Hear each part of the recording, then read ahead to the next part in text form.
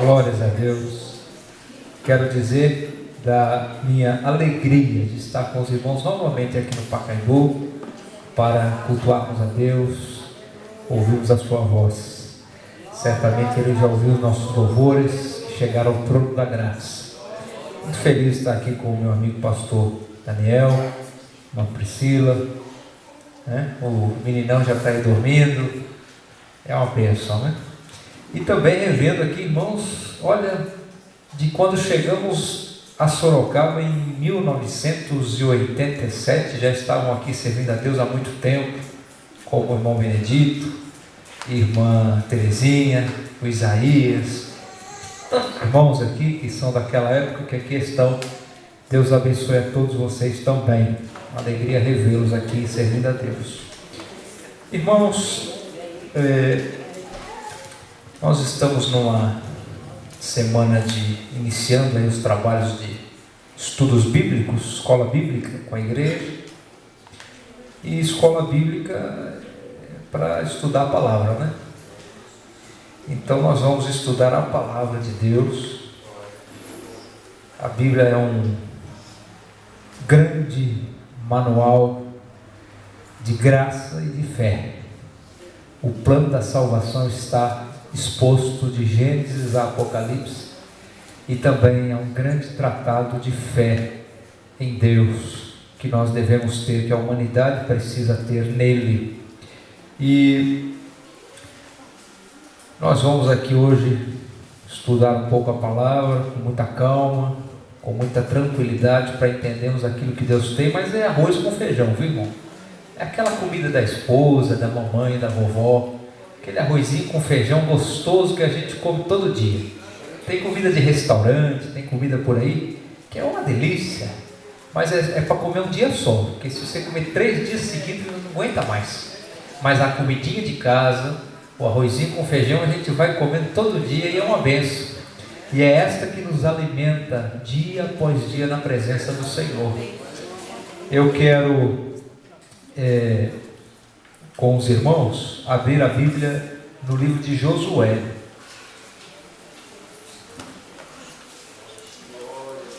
No seu capítulo 1.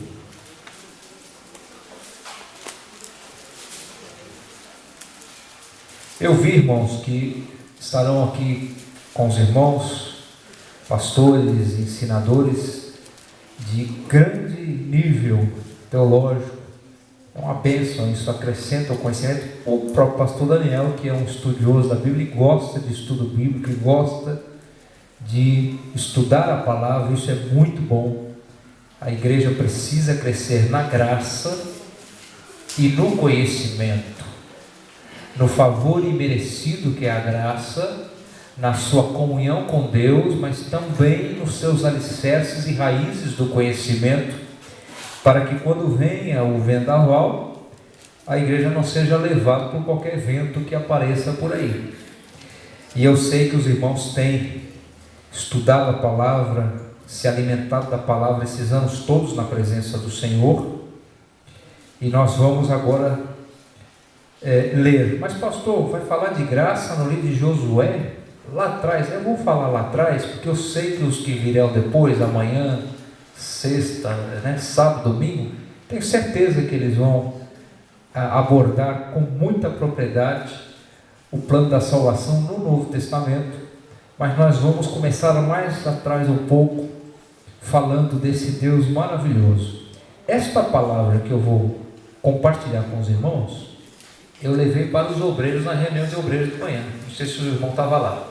Só que lá ela foi adaptada mais para obreiros. Agora nós vamos conseguir falar, esmiuçar mais com a igreja.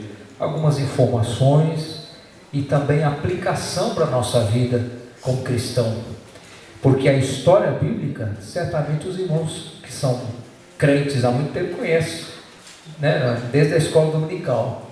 Mas a aplicabilidade, porque a palavra se renova e a gente sempre vai descobrindo algo novo no mesmo texto. E é isso que nós vamos tentar descobrir aqui juntos nesta noite. Josué capítulo 1. Assim diz a palavra do Senhor. É um livro que vai contar a trajetória de Josué logo após a morte de Moisés e o povo na saída do deserto para a entrada na terra prometida. A Bíblia diz assim, a palavra do Senhor, Josué capítulo 1, versículo 1: E sucedeu, depois da morte de Moisés, servo do Senhor, que o Senhor falou a Josué, filho de Num, servo de Moisés, dizendo: Moisés, meu servo, é morto. Levanta-te, pois agora passa esse Jordão, tu e todo este povo, a terra que eu dou aos filhos de Israel. Todo lugar que pisar a planta do vosso pé, vou-lo tenho dado, como eu disse a Moisés.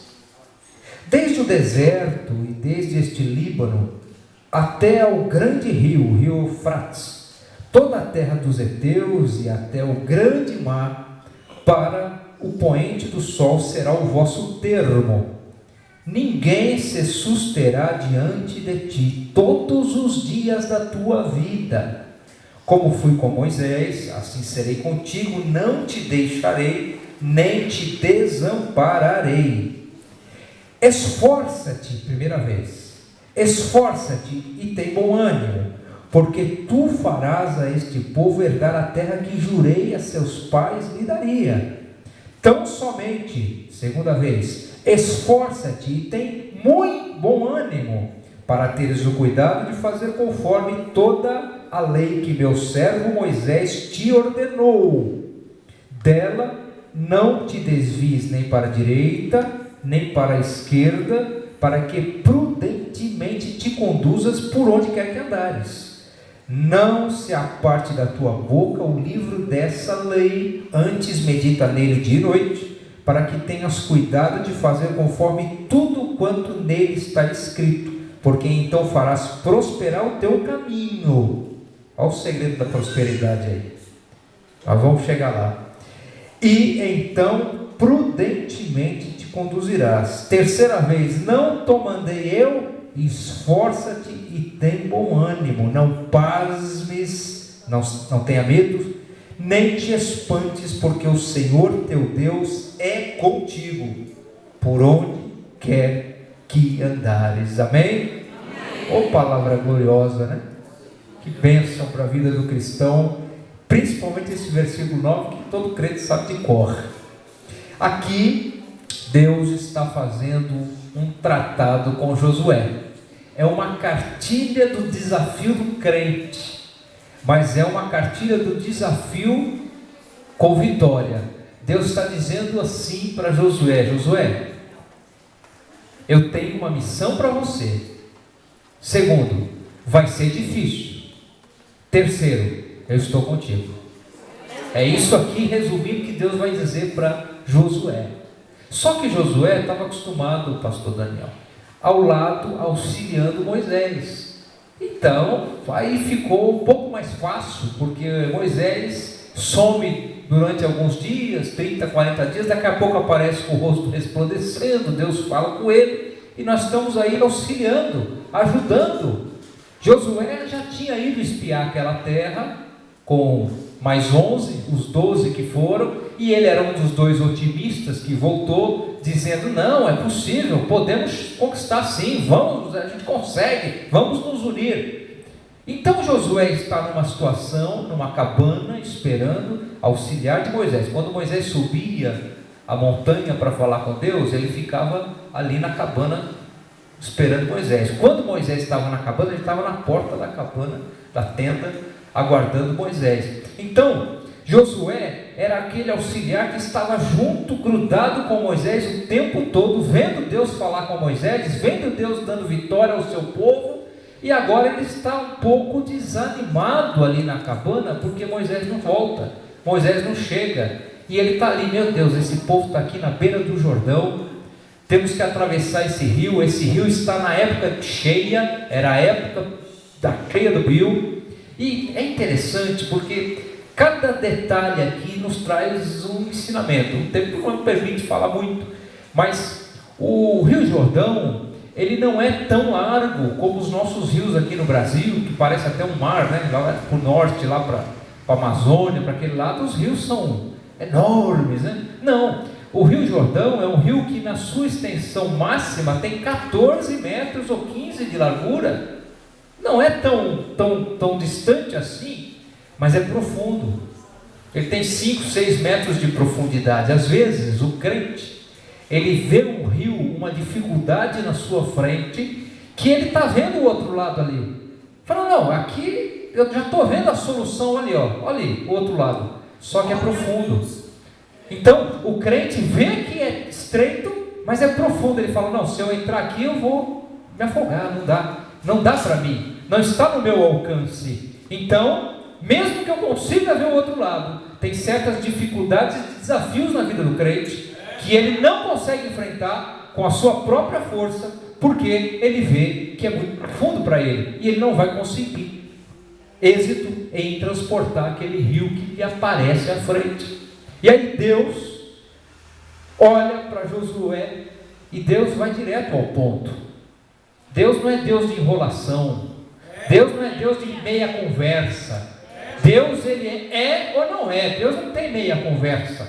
E Deus chega para Josué e já diz logo assim, olha meu filho, Moisés meu servo é morto. Não fique esperando ele voltar, porque ele não vai voltar mais. Aliás, esta frase aqui já coloca em xeque a teoria dos mormons, que dizem que Moisés foi arrebatado. A Bíblia não diz que Moisés foi arrebatado. A Bíblia diz que Moisés morreu, e quem está dizendo é o próprio Deus aqui a Josué, meu servo é morto. Ser transladado é no corpo vivo subir para a glória, como foi com Elias, por exemplo, com Enoque. Então, eu estou vivo aqui andando, de repente Deus me leva vivo do jeito que eu estou caminhando e vou para a glória. Aqui está dizendo Moisés morreu.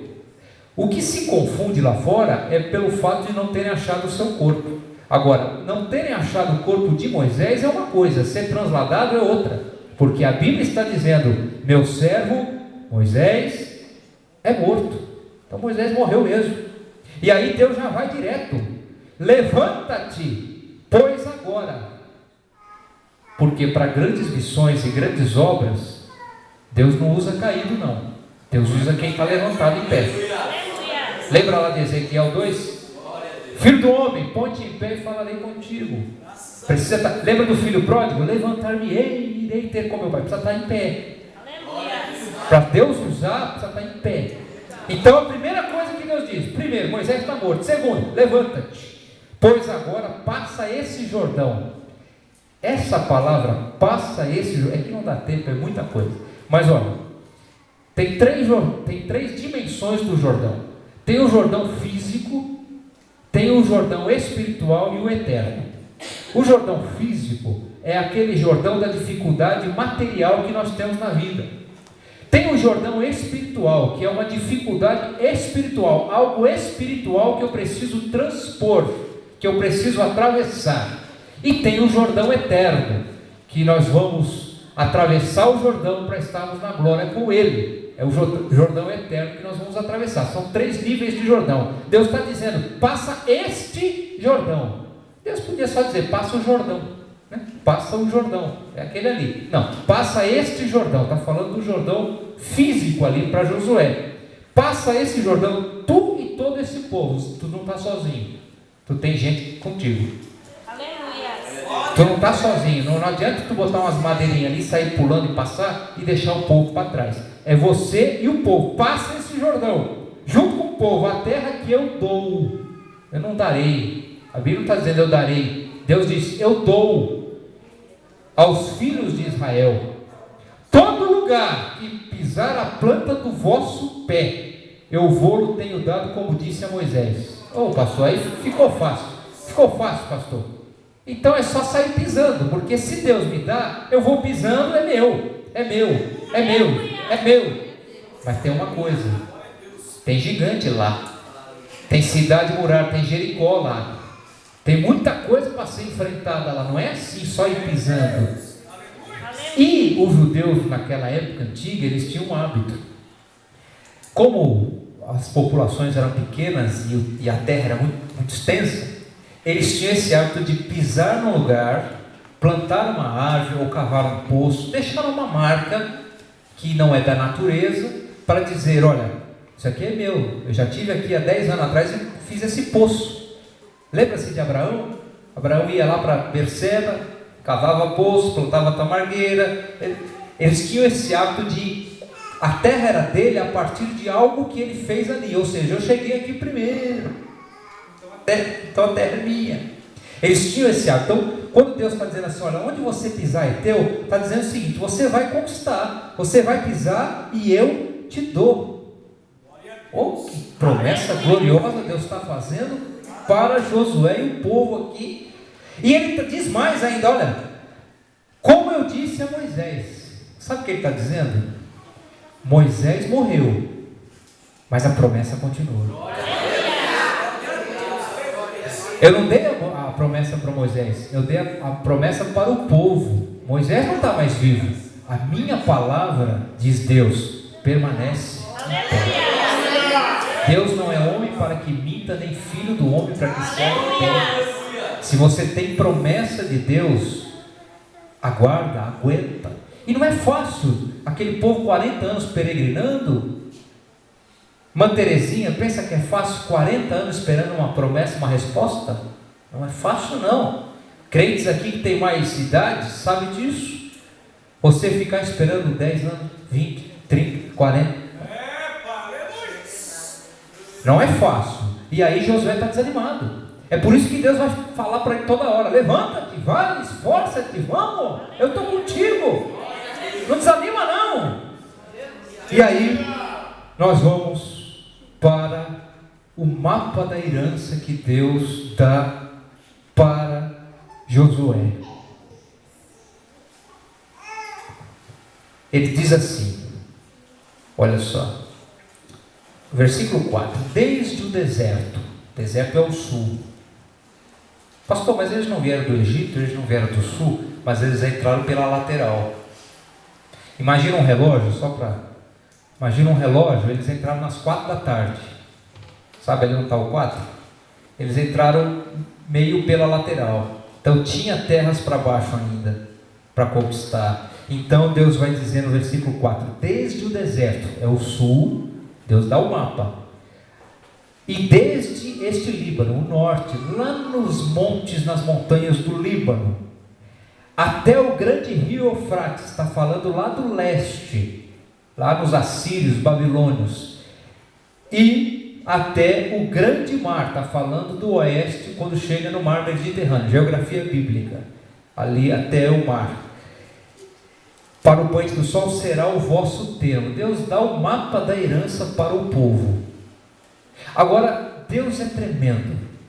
Ele diz assim, olha, você vai atravessar esse rio com esse povo, e eu vou dizer para você, aonde você vai pisar que vai ser teu. Você vai para o sul. Agora pensa, irmãos, vamos parar no sul um pouquinho, depois a gente vai para o norte. Pensa que aquele povo peregrinou 40 anos no deserto. Aquele povo não estava querendo ir para o sul, para deserto. Deserto já era a vida deles. Eles estavam querendo terra que mana leite e mel. Eles estavam querendo terras frutíferas com água. Eles não estavam querendo atravessar e ir para o sul, para o deserto. Meu irmão, me ajuda. Já estamos 40 anos aqui esperando. O povo agora vai voltar para o deserto. O que significa esse deserto para a vida do crente? Significa que quando você atravessa o Jordão, você precisa enfrentar os seus medos, as suas próprias dificuldades. O que era deserto para aquele povo? Que já estava renovado, porque os seus pais, seus avós já morreram no deserto. Era um povo renovado. O que aquele povo precisava ter? Deserto para eles era medo, era desafio, era desconhecido, era ficar esperando Deus mandar água, Deus mandar recurso. Não tinha nada palpável que eu possa controlar, eu dependo de Deus.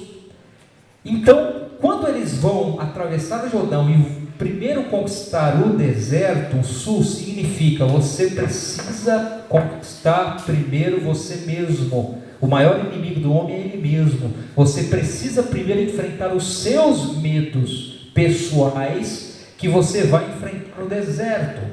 Agora veja como é interessante. Quando eles estavam no Egito, eles pisavam barro para fazer tijolos.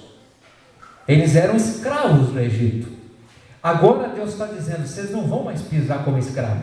Onde vocês pisar, vai ser de vocês. Ou seja, agora eu piso não mais como escravo, mas eu piso como conquistador. Onde eu piso, Deus me dá. Onde eu piso, Ele já deu. Então quando eles vão agora para o deserto, após atravessar o Jordão, é terra que Deus está dando. Não é mais como escravo ou como peregrino passando pelo deserto. Não, agora eu vou conquistar o deserto. Eu piso e Deus me dá. Eu piso, enfrento e Deus me dá. Com fé, eu piso, enfrento e Deus vai na minha frente e Deus me dá. Eles precisavam primeiro dominar a si mesmo, o seu medo, a sua dificuldade, para outros desafios que Deus teria com eles mais à frente.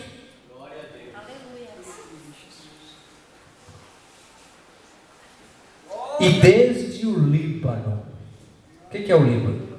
É o extremo norte, lá em cima, onde estão as montanhas. Quem conhece Israel sabe, uma cordilheira de montanhas.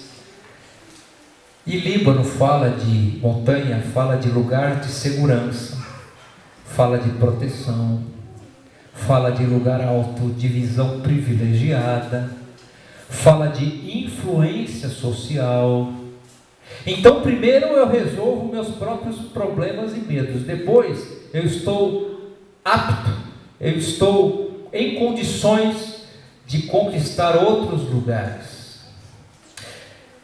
Eu nasci num berço cristão, numa época em que nós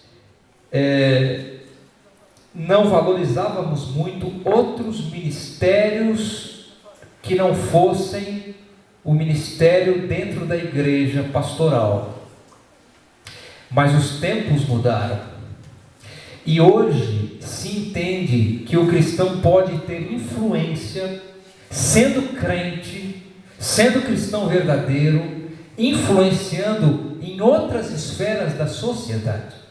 Então, a partir destes últimos tempos para frente, nós temos diretor de hospital que é evangélico, juiz de direito que é evangélico, engenheiro evangélico, advogado evangélico, diretor de escola municipal evangélico, diretor de escola estadual particular evangélico. Nós temos políticos lá, nós temos pessoas que defendem o evangelho, que têm caráter cristão e que estão em outros lugares de influência na sociedade. Eles estão nos montes do Líbano. Então, o que esta palavra diz para nós, e Deus dizendo para Josué, e ela diz para nós hoje: olha, os nossos filhos, os nossos netos vão alcançar lugares que nós não conseguimos alcançar, mas Deus dá para eles. O que precisa, pastor? Pisar. É só pisar lá. Ajuda a estudar, ajuda a se capacitar, faz o teu possível. Por quê? Porque quando ele pisar lá, ele é eleito também. Nós vivemos hoje a consequência, a continuidade daquele povo. As promessas que Deus deu para eles nos atingem também. Então, onde os teus filhos, os teus netos pisarem, Deus dá. Só precisa ter a coragem de pisar. Você crê nisso? Que teus filhos, teus netos vão chegar mais longe do que você? Porque os pais são assim mesmo, eles querem ver os filhos dele melhorados, né?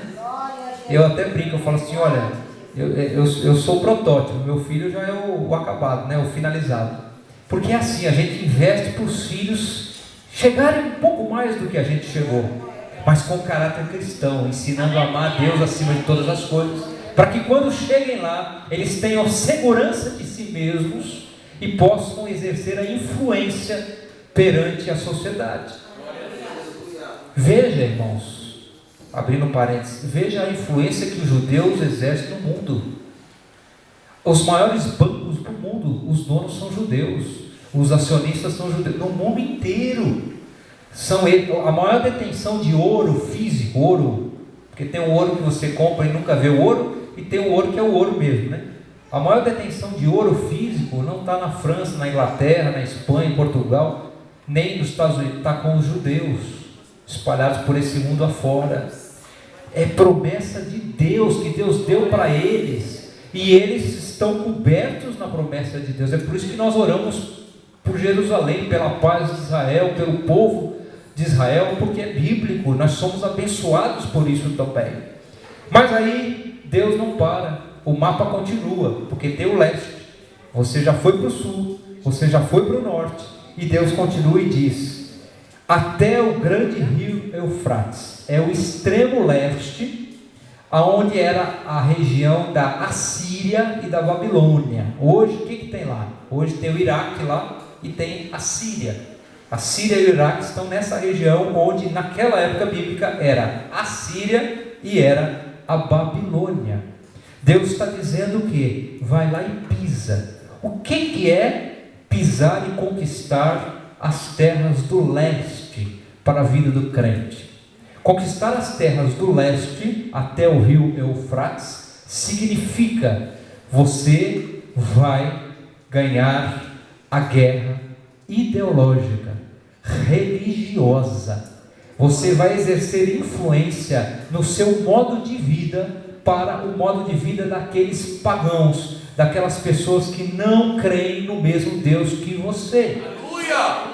E nós estamos vivendo muito isso hoje. É até um assunto, entre aspas, da moda, do momento, quando se fala das escolas das nossas crianças, quando se falam de leis, de isso e daquilo, que outros sabem tudo, estão ligados aí nas redes sociais, e no noticiário, na televisão, e sabem o que acontece hoje.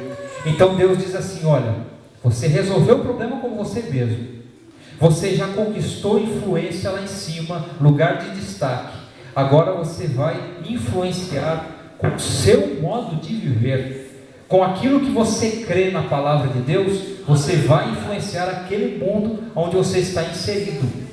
É por isso, mas o que eu tenho que fazer, pastor? Pisa lá. Só precisa ir lá e pisar, porque Deus te dá como conquista aquelas terras.